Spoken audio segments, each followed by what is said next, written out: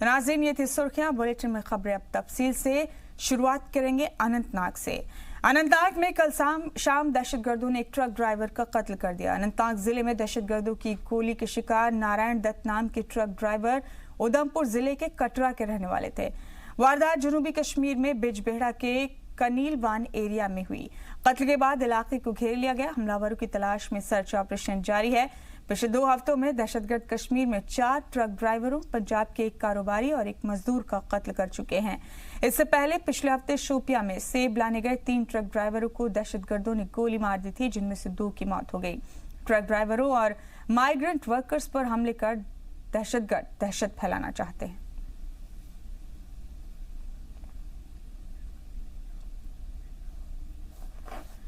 बढ़ते आगे बुलेटिन में। यूरोपियन यूनियन के अरकान पार्लियामेंट के जम्मू कश्मीर दौरे से ठीक एक दिन पहले सोपोर में दहशतगर्दों ने हमला किया है। दहशतगर्दों ने बस अड्डे पर ग्रेनेड से हमला किया। इस दहशतगर्दाना हमले में 19 लोग जख्मी हो गए। हमले के बाद इलाके की घेराबंदी कर दी गई है और सर्च ऑपरेशन जारी है। हमले में शदीद तौर पर जख्मी हुए 6 लोगों को इलाज के लिए श्रीनगर ले जाया गया है। वहीं पाकिस्तान की भी नापाक फायरिंग जारी है। पाकिस्तान ने एक बार फिर सीज फायर की खिलाफ वर्जी की। पाकिस्तान की जानिब से एलओसी के करीब इलाकों में आम शहरियों को निशाना बनाकर गोलीबारी की जा रही है। राजौरी के नौसेरा सेक्टर में पाकिस्तान की जानिब से कई राउंड फायरिंग की गई और मोर्टार भी दागे गए। आपको बता दें कि गांधरबल में एसपीओ की तकर्रुरी की जा रही है। यहां 87 ओहदों पर एसपीओ की पोस्टिंग होनी है, जिसके लिए तकरीबन 1400 लोगों ने अर्जी भेजी। अर्जियों में से काबिल उम्मीदवारों को छांटकर आगे का प्रोसेस किया जाएगा। आगे 4 दिनों तक ये अमल जारी रहेगा।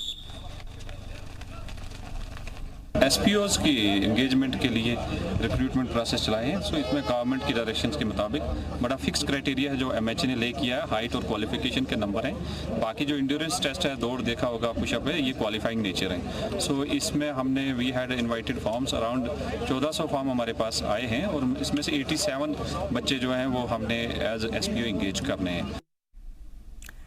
बढ़ेंगे आगे। रियासत में 10वीं और 12वीं के बोर्ड एग्जाम्स को लेकर इंतजामिया के ओहदेदार लगातार मीटिंग कर रहे हैं। ओहदेदारान का कहना है कि उनकी कोशिश है कि बच्चों का साल खराब ना हो। इसके लिए एग्जाम सेंटर्स में सिक्योरिटी के पुख्ता इंतजाम किए जाएंगे। रियासत के डीजीपी दिलबाग सिंह ने तलबा से अपील की कि वो बगैर डरे इम्तिहान में हिस्सा लें। रियासती पुलिस उनकी हिफाजत के लिए तैयार है।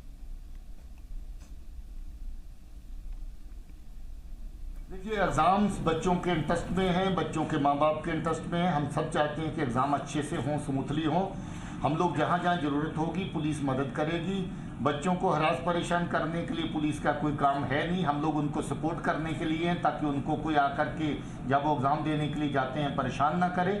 हम लोग एक जनरल सिक्योरिटी का एनवायरनमेंट क्रिएट करेंगे और बच्चों को कहना चाहेंगे कि अपना साल ख़राब ना करें, अपना एग्ज़ाम सब जगह पे दें। स्कूल छोड़ने के का कोई ऑप्शन नहीं है। We all have to make a careers, we all have to move forward. And बच्चों को खास तौर पे मेरी अपील है कि बच्चे आकर के अपने एग्जाम दें बिना किसी डर के, बिना किसी खौफ के एग्जाम।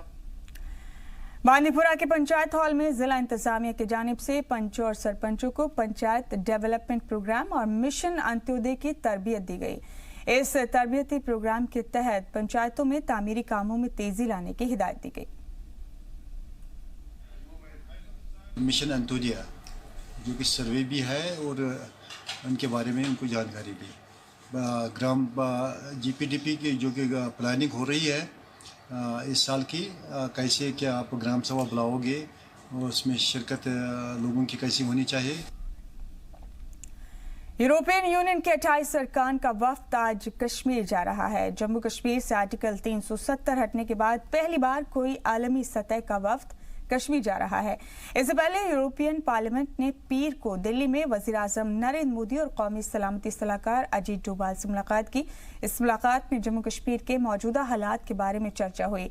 इस मौके पर पीएम मोदी ने दहशतगर्दी को इंसानियत के लिए सबसे बड़ा खतरा बताते हुए कहा कि दहशतगर्दी से लड़ने के लिए दुनिया की हिमायत जरूरी है। उन्होंने कहा कि दहशतगर्दों की मदद और फंडिंग करने वालों के खिलाफ फौरन सख्त कदम उठाने की जरूरत है।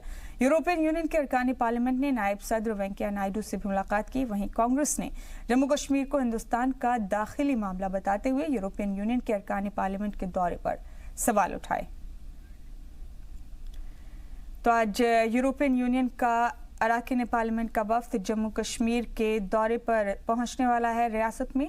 आपको बता दें कि इस दौरे के जरिए यूरोपियन यूनियन का ये वफ्द कश्मीर में मामूल होते हालात का जायजा लेगा। इससे पहले बीते रोज को दिल्ली में यूरोपियन यूनियन के वफ्द ने वजीर आजम नरेंद्र मोदी से मुलाकात की। इस मौके पर वजीर आजम ने कहा कि दुनिया से दहशतगर्दी को खत्म करने के लिए दुनिया के लोगों की हिमायत जरूरी है। इस वफ्द ने यहाँ सदर जमहूरिया और नायब सदर जमहूरिया से भी मुलाकात की।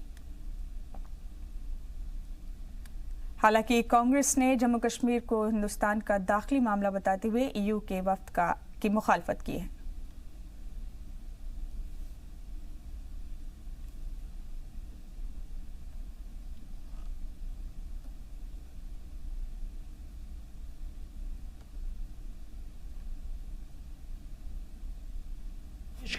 तो ईयू पार्लियामेंट का 21 मेंबरान का वफ्द आज जम्मू कश्मीर के दौरे पर जा रहा है, लेकिन इस पर कांग्रेस समेत दूसरी अपोजिशन पार्टियों को एतराज है।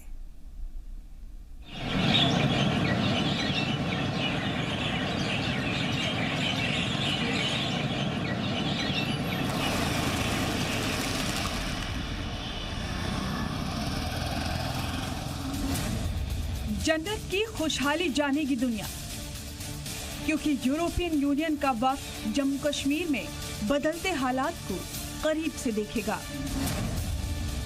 कश्मीर पर इमरान के प्रोपेगेंडा का होगा इंकिशाफ, क्योंकि तरक्की की राह पर जम्मू कश्मीर की रफ्तार से रूबरू होंगे यूरोप के 21 अरकान पार्लियामेंट। कश्मीर में नापाक हरकत का होगा इंकिशाफ, क्योंकि जन्नत का अमन बिगाड़ने वाले दहशतगर्दों की सच्चाई अब दुनिया देखेगी। 370 हटने पर कांग्रेस की बेचैनी की खुलेगी पोल, क्योंकि जन्नत की खुशहाली को नजरअंदाज करने वाली कांग्रेस को अब 21 अरकान पार्लियामेंट देंगे जवाब। 370 पर कांग्रेस के एजेंडे का होगा इंकिशाफ, क्योंकि कंफ्यूज कांग्रेस 370 पर सियासत करके बार बार पाकिस्तान के ही सुर में मिलाती है सुर। जी हां, तेजी से तरक्की के पटरी पर लौट रहे जम्मू कश्मीर में बेहतर होते हालात पर कांग्रेस की बेचैनी जारी है। हर बार 370 के नाम पर पाकिस्तान के ही सुर में सुर मिलाने वाली कांग्रेस समेत कई ऑपोजिशन पार्टियों के एक बार फिर वतन से मोहब्बत का दिखावा सामने आ गया है। एक बार फिर से जब दुनिया जन्नत की खूबसूरती को देखने के लिए आ रही है, तो उस पर सवाल खड़े करके कांग्रेस ने अपनी असलियत का इंकिशाफ कर दिया है। दरअसल यूरोपियन यूनियन के अरकान पार्लियामेंट का 21 मेंबरान का वफ्द आज जम्मू कश्मीर के दौरे पर जा रहा है, लेकिन इस पर कांग्रेस समेत दूसरी अपोजिशन पार्टियों को एतराज है। आखिर ये एतराज क्यों है और कांग्रेस बार बार ऐसा क्यों करती है, ये आपको हम आगे बताएंगे। लेकिन उससे पहले सुनिए कि वक्त से मुलाकात के बाद पीएम मोदी ने क्या कहा। Terrorism is one of the biggest threats to the entire humanity. Terrorism and radicalism particularly threaten diverse and democratic societies like India and Europe. Close international cooperation is essential to fight terrorism. PM Modi के बयान से इस वक्त के जम्मू कश्मीर में जाने का agenda साफ हो गया है। ये साफ हो गया है कि यह वक्त एक तरफ जम्मू कश्मीर में पाकिस्तान स्पॉन्सर्ड दहशतगर्दी को पूरी दुनिया के सामने बताएगा, वहीं दूसरी तरफ जम्मू कश्मीर में तेजी से मामूल होते हालात की जानकारी देगा। लेकिन कांग्रेस का शायद एक तय एजेंडा है, जिसका फायदा अक्सर पाकिस्तान भी उठाता है। इसीलिए तो राहुल गांधी ने ट्वीट करके सीधे सीधे इस दौरे पर ही सवाल खड़े कर दिए हैं। राहुल गांधी ने ट्वीट करके लिखा, कश्मीर दौरे के लिए यूरोपियन यूनियन अरकान पार्लियामेंट का इस्तकबाल हो रहा है, जबकि हिंदुस्तानी एमपीज का वहां जाना बैन है। कुछ तो गड़बड़ हो रही है। वहीं महबूबा मुफ्ती ने एक के बाद एक कई ट्वीट कर दिए। महबूबा ने लिखा, उम्मीद है कि ईयू के मेंबरान को लोगों, मकामी मीडिया, डॉक्टरों और शहरियों से बात करने का मौका मिलेगा।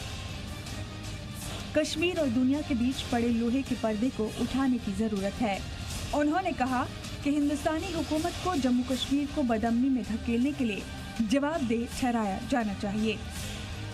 एक और ट्वीट में महबूबा ने लिखा, अगर 28 EU के मेंबरान को कश्मीर के हालात का जायजा लेने की इजाजत दी जा सकती है तो यही जज्बा अमेरिकी सीनेटर्स के लिए क्यों नहीं दिखाया गया। अगर हुकूमत यूरोपियन यूनियन के मेंबरान के सामने वादी के मामूल हालात दिखाने के लिए हेरफेर करेगी तो इसमें कोई हैरानी नहीं होगी। एक और ट्वीट में महबूबा ने लिखा है कि रियासत में आ रहे वक्त को 3 साबिक सीएम से भी जरूर मिलना चाहिए, जबकि तमाम जानकार मानते हैं कि ये फैसला इस्तकबाल के लायक है। मेरे विचार से बहुत अच्छा कदम है जो सरकार ने उठाया है, जो इनको डेलीगेशन को जाने की उन्होंने अनुमति दी है, क्योंकि अभी तक किसी भी बाहर के विदेशी लोगों को, चाहे यहाँ पर डिप्लोमैट्स हो या कोई और हो या जर्नलिस्ट हो, उनको जाने की अभी तक अनुमति नहीं दी गई है। दरअसल कांग्रेस और दूसरी विपक्षी पार्टियां जम्मू कश्मीर पर अपना निजी एजेंडा चलाना चाहती हैं, जबकि 370 पर कांग्रेस के नेता खुद ही कंफ्यूज हैं।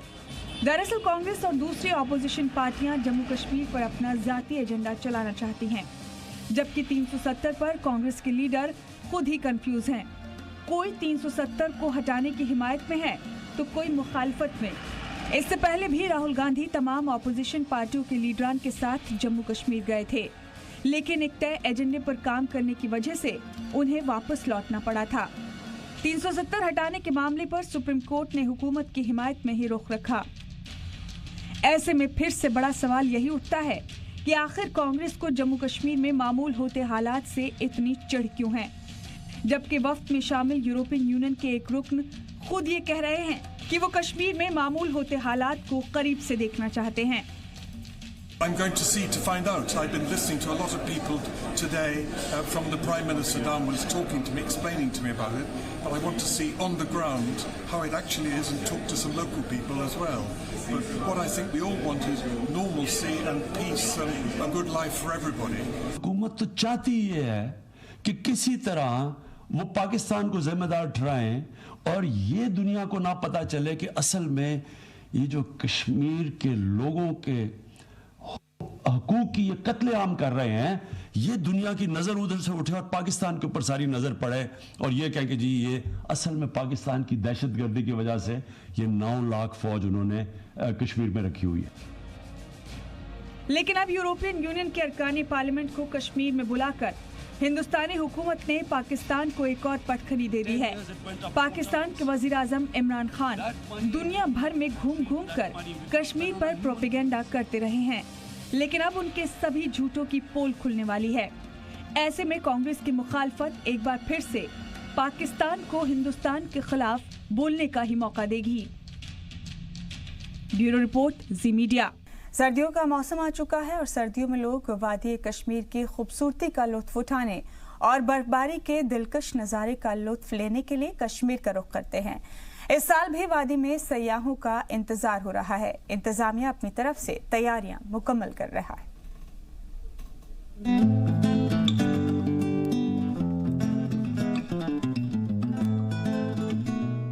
ऊंची पहाड़ियों पर बिछी बर्फ की चादर, बर्फ से लदे हुए दरख्त और बहता हुआ दरिया अगर आपकी आंखों को सुकून पहुंचा रहे हो तो आप कश्मीर में हैं। सर्दियों के मौसम में कश्मीर की खूबसूरती कई गुना बढ़ जाती है, जिसे देखने के लिए मुल्क ही नहीं बल्कि बैरून मुल्क से सयाह कश्मीर का रुख करते हैं। एक बार फिर से सर्दियां शुरू हो रही है और इंतजामिया उनके इस्तकबाल के लिए तैयारियों में लगा है। टूरिस्ट आए हुए हैं कश्मीर, ये अपने तरीके से आए, अपनी मर्जी से कश्मीर आए हैं, तो इंशाल्लाह आहिस्ता आहिस्ता ठीक हो जाएगा। जो कि अभी हमारा विंटर सीज़न स्टार्ट हो रहा है दिसंबर, जनवरी, फरवरी और मार्च, तो हमारा जो कश्मीर, गुलमर्ग, सोनमर्ग वेरी फेमस है फॉर स्की के लिए।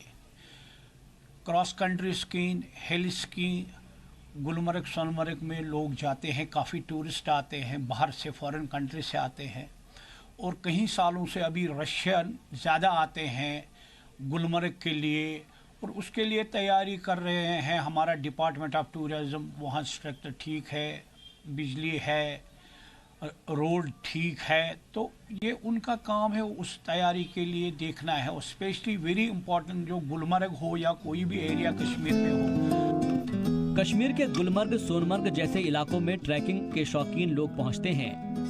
इस साल भी उम्मीद है कि लोग यहां पहुंचेंगे और पहले की तरह ट्रैकिंग का लुत्फ उठाएंगे। हालांकि वादी में बिजली की परेशानी भी है, जिसकी वजह से सयाहों को परेशानी उठानी पड़ती है। टूर ऑपरेटर मोहम्मद हफीज ने इंतजामिया से गुजारिश की है कि बिजली की परेशानी दूर की जाए ताकि ज्यादा से ज्यादा सयाह वादी की सैर को पहुंच सके। मुल्क में दिवाली की छुट्टियां चल रही है, ऐसे में लोगों को उम्मीद है कि लोग कश्मीर की खूबसूरती का लुत्फ उठाने के लिए वादी का रुख जरूर करेंगे।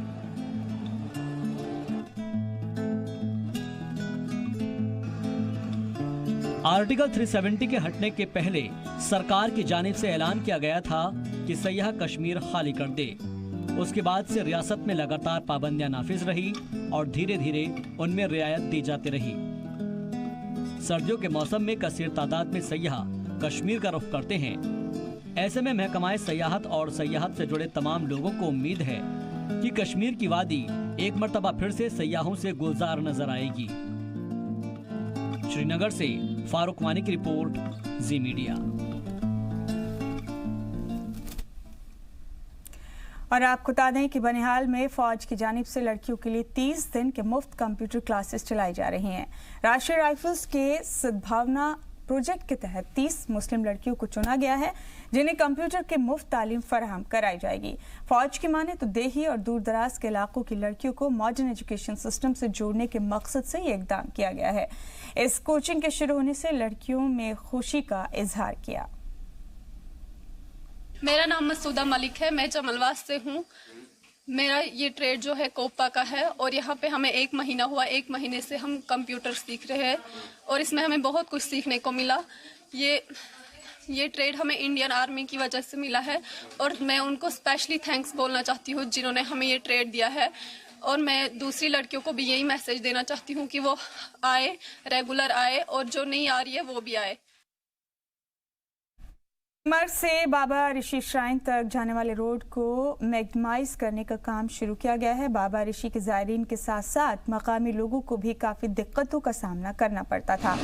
ताहम गवर्नर इंतजामिया ने जायजा लेकर रोड के मैग्नेटाइज का काम शुरू कर दिया है। वाज़ेह हो कि बाबा ऋषि की ज़ियारत करने के लिए मकामी लोगों के साथ साथ मुल्की और गैर मुल्की लोग भी यहाँ ज़ियारत करने के लिए आते हैं। वहीं ज़ायरीन गवर्नर इंतजामिया का तहे दिल से शुक्रिया अदा कर रहे हैं। लोगों ने बात करते हुए कहा कि जी मीडिया ने हमेशा इलाके के काफ़ी मसाइल को उजागर करके हमारी मुश्किलात का इजाला भी करवाया। लोगों ने जी मीडिया का भी तहे दिल से शुक्रिया अदा किया। आज हम जो हमारे मसाइल थे इस श्राइन के हज़रत सखी बाबा पायमुद्दीन ऋषि जो एक टूरिस्ट डेस्टिनेशन है और साथ ही साथ यहाँ पे एक सूफीज़म हज़रत सखी बाबा पायमुद्दीन ऋषि जिसकी कनेक्टिविटी में करीब 100 गाँव आते हैं और बाहर से भी टूरिस्ट आते हैं यहाँ पे या अदर डिस्ट्रिक्ट श्रीनगर हो, डिस्ट्रिक्ट बडगाम हो, आते हैं क्योंकि हम जो इसमें एक मुश्किलात का सामना था वो यहाँ के रोड का था। जो कनेक्टिविटी टंगमर्ग टू बाबा ऋषि है वो काफ़ी खस्ता हाल का शिकार हुआ था। तो आज हम इस चैनल की आदत से यहाँ की गवर्नेंस एडमिनिस्ट्रेशन को शुक्रिया अदा कर रहे हैं क्योंकि जो रोड की सूरत हाल अब बेहतर बनाई जा रही है। वहीं बांदीपुरा के वट्टापुरा इलाके में ग्रिड स्टेशन मुकम्मल न होने की वजह से बिजली आंख मिचौली कर रही है। अक्सर बिजली मन के मुताबिक आती है जिससे तलबा, आम सार्फिन के साथ साथ ताजिर भी बिजली की अदम दस्तयाबी से परेशान हैं। ताहम तलबा का कहना है कि उनके इम्तिहानात करीब आ रहे हैं और बिजली न होने की वजह से उनकी पढ़ाई काफ़ी मुतासिर हो रही है। एक डेट शीट निकलने वाला है तो उसमें हम पढ़ाई नहीं कर सकते बिजली की वजह से। तो हम ये चाहते हैं कि यहाँ पे अवेलेबल जो कि आपको पता है कि यहाँ पे पुतशे में जो ग्रिड स्टेशन तैयार होने वाला है, लेकिन उसको अभी 4 साल लग रहे हैं, शायद वो अभी भी कंप्लीट नहीं हो रहा है। उस वजह से भी हमारी बहुत सारी प्रॉब्लम्स आ रही है। तो हम ये चाहते हैं कि जल्द से जल्द मतलब इलेक्ट्रिसिटी होनी चाहिए। जम्मू की तवी नदी में एक शख्स की तलाश में एसडीआरएफ और पुलिस ने सर्च ऑपरेशन चलाया। एक शख्स की जानिब से देर रात तवी में छलांग लगाए जाने की खबर मिलने के बाद पुलिस और एसडीआरएफ ने तवी में तलाशी मुहिम चलाई और नौजवान की तलाश की। अफसरान के मुताबिक अभी तक उन्हें कामयाबी नहीं मिल पाई है। नौजवान की पहचान अभी तक नहीं मिल पाई। और ये सुबह से हम रेस्क्यू कर रहे हैं, अभी तक कोई भी इशू इससे नहीं मिला है। आपको कैसे पता चला ये यहाँ पे कोई? हमको इन्फॉर्मेशन आई पीसीआर से कॉल हुई कि हम इधर ऊपर से स्लान लगाई है, अभी तक कोई भी डेड बॉडी नहीं मिली। सुबह कितने बजे आपको कॉल आई? क्या मतलब कितना टाइम था? सुबह नहीं, शाम को कॉल आई थी हमको। अच्छा। और हम सुबह आए, तो सुबह हम अभी सर्च कर रहे हैं। ये सर्च आपका सुबह से चल रहा है कि कल शाम से चल रहा है? नहीं, अभी सुबह से चल रहा है। पुंछ में विश्वकर्मा दिवस जोशो खरोश के साथ मनाया गया। पुंछ में इस मौके पर तमाम लोहे से जुड़े कारोबार बंद रहे। भगवान विश्वकर्मा दिवस के लिए सुबह से तैयारियां शुरू हो गई थी। कारीगर और लोहे के कारोबार से जुड़े लोगों ने भगवान विश्वकर्मा की तस्वीरों पर गुलाए अकीदत पेश कर दौलत में इजाफा और खुशहाली की दुआ मांगी। इस खास दिन पर लोहे समेत दीगर औजारों की पूजा अर्चना कर खुशहाली की दुआ मांगी जाती है। इन्हीं तमाम खबरों के साथ सलाम कश्मीर में फिलहाल इतना ही। दीजिए इजाजत, लेकिन जी सलाम पर खबरों का सिलसिला लगातार जारी।